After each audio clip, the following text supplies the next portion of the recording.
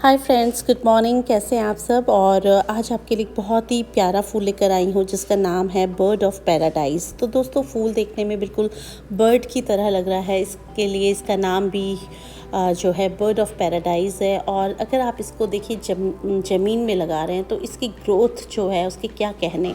और ये 6 फीट तक ऊपर हो जाता है, ऊंचा हो जाता है। और इसकी जो गोलाई है वो भी 5-6 फीट तक ये कवर कर लेता है। बहुत सारे सकर्स निकलते हैं। जो सकर्स निकलते हैं उनमें से हमेशा एक स्टिक निकलती है, उसमें फ्लावर होता है। और जो फ्लावर है वो इतना खूबसूरत होता है कि अगर आप इसको कट फ्लावर की तरह भी लगा लेंगे। आपने अक्सर इनको 5 स्टार होटल्स वगैरह में डेकोरेशन के लिए रखा हुआ देखा होगा। तो उसका कारण ये होता है, कम से कम ये 15 से 20 दिन तक फूल ख़राब नहीं होता है। बहुत ही हार्डी फ्लावर होता है।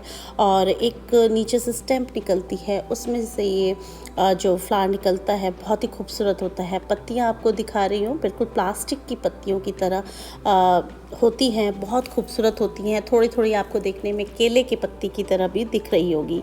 तो फ्लावर की जो शेप है वो बिल्कुल एक बर्ड की तरह है, बहुत ही खूबसूरत जिसे कह सकते हैं वो है। तो आज बात इसी पर करेंगे। तो देखिए, ये फ्लावर जो मैं आपको दिखा रही हूँ उसकी जो कुछ लीव्स तो आप देख रहे होंगे ऑरेंज कलर की है दोस्तों। और एक बीच में आपको चोंच की तरह ये पर्पल सी नीली सी कुछ दिख रही होगी। तो बिल्कुल इसके अंदर की साइड एक छोटा सा फूल होता है, वो इसका असली फूल होता है। उसी में स्टिग्मा होता है और उसी के अंदर एंथर्स भी होते हैं। तो दोस्तों, वहीं पर ये जो पॉलिनेटर्स हैं उसको अट्रैक्ट करने के लिए फ्लावर की शेप इस तरह से है। तो अगर ये आपके यहाँ है तो बहुत ही अच्छी बात है, आपको पता होगा। अगर आपको नहीं पता तो मैं बता दूं कि जो ह्यूमिंग बर्ड्स हैं वो बहुत इसकी तरफ अट्रैक्ट होती हैं। और इसी के पेड़ में इतना घना ये होता है, इसके अंदर घोंसले भी बना लेती हैं। तो जो खूबसूरती है इसकी देखते ही बनती है। तो बात करेंगे सबसे पहले, देखिए पीछे की साइड इसके ऑरेंज कलर की पेटल्स हैं। और ये बीच में एक पर्पल कलर का यहाँ पे आपको दिखा रही हूँ। ये देखिए, एक ये चोंच जैसा है, इसी के अंदर इसका यहाँ पे देखिए स्टिग्मा है। और ये पीछे की साइड 4-5 पेटल्स ऑरेंज कलर की हैं। तो कुछ इस शेप का ये फूल होता है। और एक स्टॉक जैसा निकलता है नीचे से डंडी, उस पर ये फूल होता है। और ये फूल जो है कम से कम 20 से 25 दिन तक चल जाता है। और इसको कट फ्लावर्स की तरह भी यूज़ करते हैं। आपने अक्सर 5 स्टार होटल्स में और बड़े बड़े होटल्स में, ऑफिसेज़ में इनको देखा होगा, डेकोरेशन के काम आता है। तो इसकी जो स्टॉक्स होते हैं उनको काट कर अगर हम पानी में भी रख देते हैं तब भी ये बहुत दिन तक चलता है। तो दोस्तों, अगर यहाँ पर इसकी जैसे आपको लीव्स दिखा रही हूँ, देखिए कितनी प्लास्टिक की तरह होती हैं बिल्कुल। और अगर हम इस प्लांट को रख कर इंडोर भी रख दें तब भी ये जो प्लांट है बहुत अच्छा चलता है, अगर इसको थोड़ा सा ब्राइट लाइट मिलती रहे। लेकिन जो फ्लावरिंग है वो नहीं होगी अंदर। फ्लावरिंग के लिए हमें इसको सनलाइट में रखना पड़ेगा।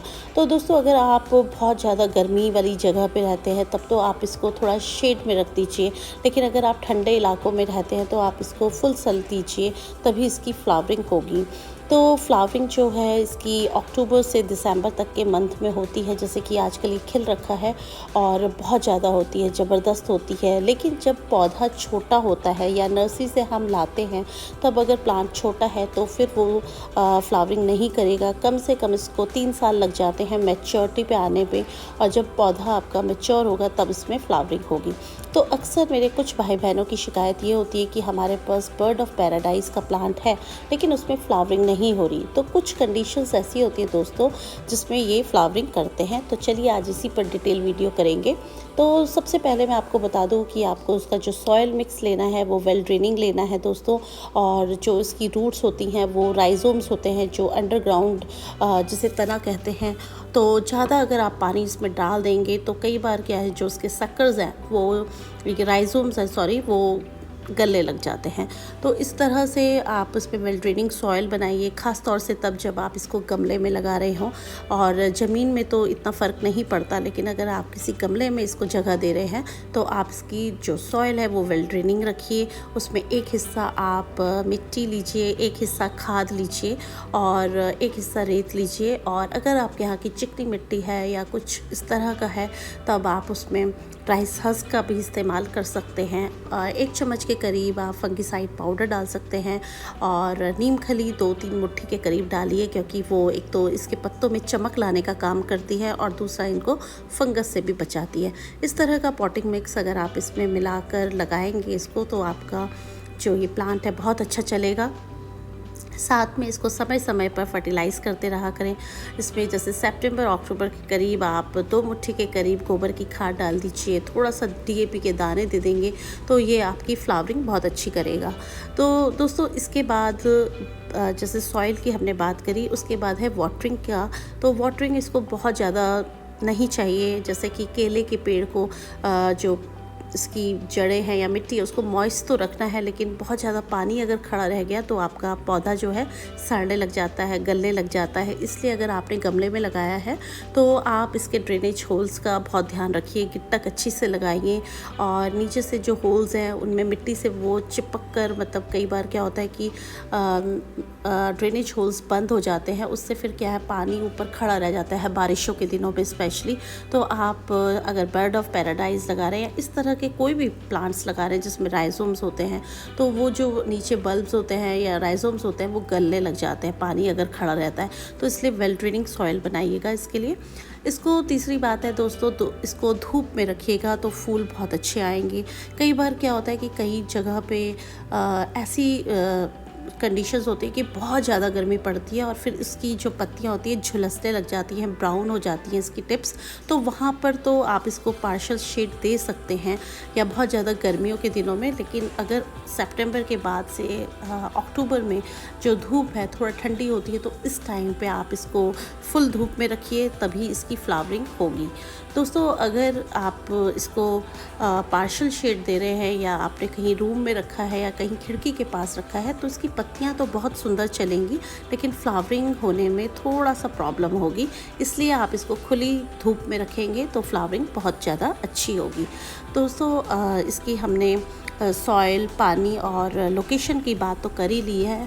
अगर आपके पौधे में आपने पौधा लगाया है और फ्लावरिंग नहीं हो रही है, तो आप एक बार उसको गमले से बाहर निकालिए। उसकी जो रूट्स हैं, कई बार रूट बॉन्ड हो जाता है गमला, तो उसकी रूट्स को थोड़ा प्रून कर दीजिए और फिर दोबारा से उसको लगाइए और उसकी मिट्टी आप बदल के देखिए, समय समय पर उसको खाद डालिए, तो आपकी शर्तियाँ ही जो है पौधे की में फ्लावरिंग होगी।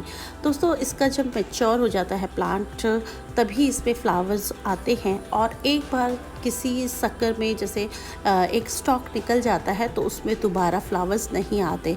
तो जब आपके फ्लावर्स सूख जाएं, डेड हो जाएं, तो इनकी डेड हिटिंग करती रहिए, बल्कि नीचे से ही उस फ्लावर की डंडी को काट दीजिए और जब नए उसमें शक्कर्स आएंगे फिर उसमें दोबारा फ्लावरिंग होगी। तो ये थोड़ी सी टिप्स एंड ट्रिक्स हैं जिसके थ्रू आप अपनी फ्लावरिंग को बूस्ट कर सकते हैं।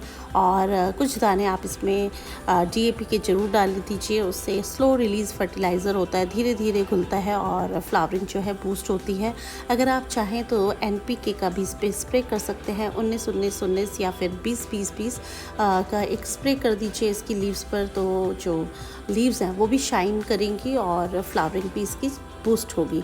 तो दोस्तों वैसे तो ये गर्मियों में चलने वाला बहुत ही अच्छा प्लांट है, लेकिन फ्लावरिंग का टाइम जो है इस टाइम होता है और बहुत प्यारे इसमें फूल खिलते हैं। तो अगर आपके गार्डन में ये नहीं है तो आप इसको ऐड कर लीजिए। कुछ परमानेंट प्लांट्स ऐसे होते हैं जो 12 मास ही होते हैं, हमारे गार्डन को ग्रीनरी तो देते हैं, साथ में जब इसकी ब्लूमिंग होती है तो ये हमें सरप्राइज़ कर देते हैं और बहुत प्यारा हमारा गार्डन लगता है। तो दोस्तों कैसा लगा आपको वीडियो? अगर वीडियो अच्छा लगा तो प्लीज़ लाइक कीजिए और अगर आपने मेरे चैनल को अब तक सब्सक्राइब नहीं किया है तो कर लीजिए।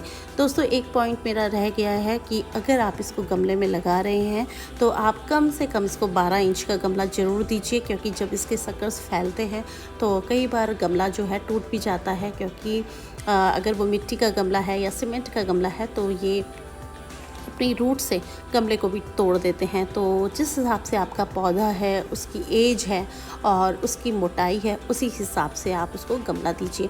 तो टाइम टाइम पे अगर आप इसको प्रून कर देंगे इसकी रूट्स को और इसको गमला बड़ा देते रहेंगे तो आपका प्लांट जो है बहुत खुश भी रहेगा और आपको बहुत सारे फूल देगा।